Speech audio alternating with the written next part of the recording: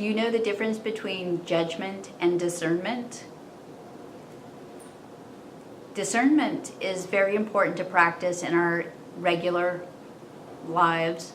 It's important to be able to discern people who have our best interests at heart and those of our loved ones and those who do not. This is just a fact of this realm at this time. Judgment, now the higher the frequency you go, that is probably going to be less and less of a problem in the higher frequencies, because you'll run less and less into people like that. But then again, you could have a big lesson in the higher frequencies, and you just won't see them the same way. For instance, you will see them without judgment, and judgment is similar to discernment, but there is a vast psychological and spiritual difference.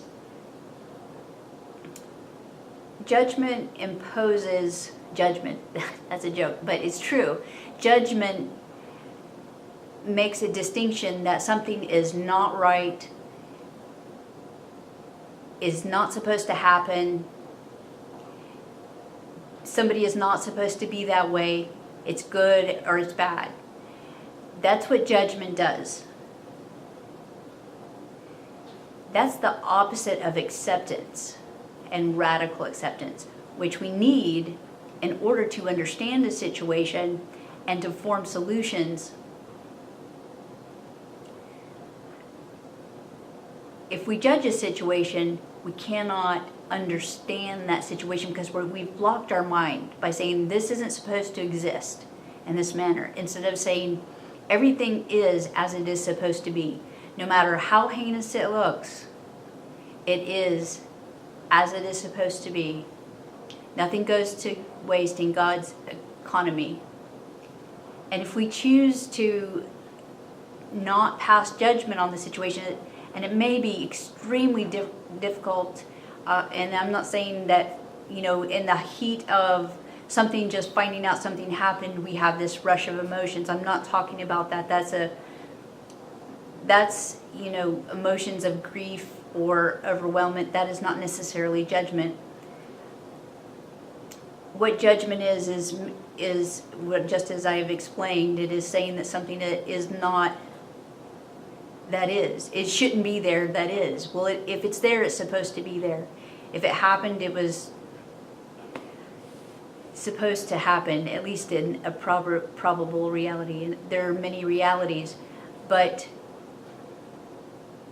does it mean a person deserved something to happen, or does it mean anybody deserves anything less than the best or most wonderful life? But we desire our lessons, and that we desire to grow spiritually, and we have all chosen our lessons. And I've chosen mine too. I've chosen some very harsh lessons in my life. And I wouldn't be who I am today without those lessons and without that deep pain. And for that reason, those people that did those things and those organizations, they were there to help me grow, and I see that at this time. The only kind of judgment that is closer to the truth, and we're not going to have the truth here in this realm. The truth really doesn't exist here. It's all an illusion, but we can get close to truth. And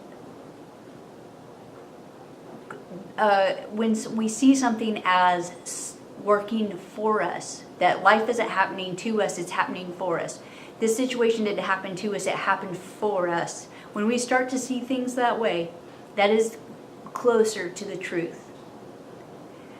Those people who did things were our greatest teachers. Those organizations were our greatest teachers. Now we can suffer and become bitter, or we can have post-traumatic growth. We can have post-PTSD, post-traumatic stress disorder, or we can have post-traumatic growth. And I prefer the growth part. I have had the other, and still may have a little bit of the jumpiness every now and then, but that is one of the symptoms of it. But generally, post-traumatic growth is becoming a recognized phenomenon that occurs with many people who have the right mindset. You can have trauma happen to one person and their life goes essentially down the toilet, whereas it can happen to somebody else and they will grow and learn from the situation and even flourish afterwards. So anyway, if you would like to know more about these kind of topics and how you might have post-traumatic growth, be on the lookout for my new book coming out, which is Storming Emerald City, and the companion workbook, The Rainbow Gates. Or you can visit me at lydiascott.com, lydiascott.com, or rainbowgates.com. And don't forget to like and subscribe, and have a great day and have a great life.